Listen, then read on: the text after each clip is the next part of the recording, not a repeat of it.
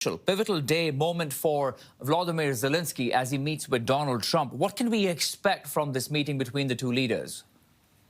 Well, we know that this has been something that the Trump administration has been pushing for quite some time, that they wanted this minerals deal. And we know that initially it was rejected by President Zelenskyy because it was calling for so much more in terms of the United States owning so much of Ukraine's minerals without much of a security guarantee. Now, what's interesting about this agreement is this is putting the onus on Ukraine to provide for its protection against Russia, who is actually the aggressor. Now, we know that the United States and other Western powers have actually frozen billions, hundreds of billions of Russian assets. But what's striking is Donald Trump is not actually calling for Russia to provide those resources to help rebuild Ukraine or as a means to end the war. He's putting the onus on Ukraine to end this war, which shows, I think, just how imbalanced this negotiation still remains to be, even as President Zelenskyy seems to be coming around.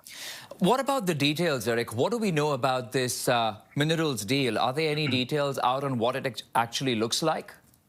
That's a really good question. We know that this deal is still being worked up. All we have right now is a framework that the United States and Ukraine will have a joint fund that the United States will have ownership of that will allow them to receive and recoup minerals and resources from Ukraine for providing resources. But again, I think what we're seeing here is Donald Trump is looking for a payback for what the United States has already provided to Ukraine. And it's interesting to see if there's going to be an additional guarantee of more military aid to Ukraine, especially given how we have seen Donald Trump showing so much affinity towards Russia. And quite frankly, I don't think this will be an agreement that Vladimir Putin would actually agree to if, in fact, the United States was providing defense and security guarantees to Ukraine to end this war. You know, the other major stakeholder in all of this is, of course, Russia. And the question is, Eric, while Trump and Zelenskyy meet, and of course he's had meetings with Emmanuel Macron of France and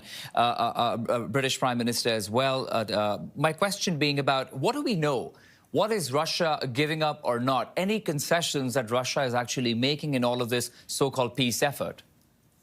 None whatsoever. In fact, what we are seeing here is Russia appears to be getting all of this, everything that they want from this. It looks like they'll be able to keep much of their territory that they've already taken.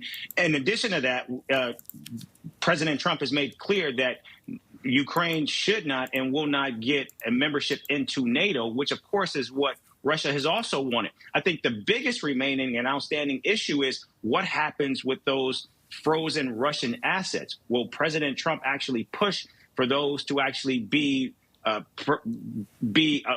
forwarded back to Russia, or will the West push to actually maintain and hold on to those assets? I think that's the biggest question going forward. And I think it will also provide a greater window into where President Trump stands on this ongoing deal.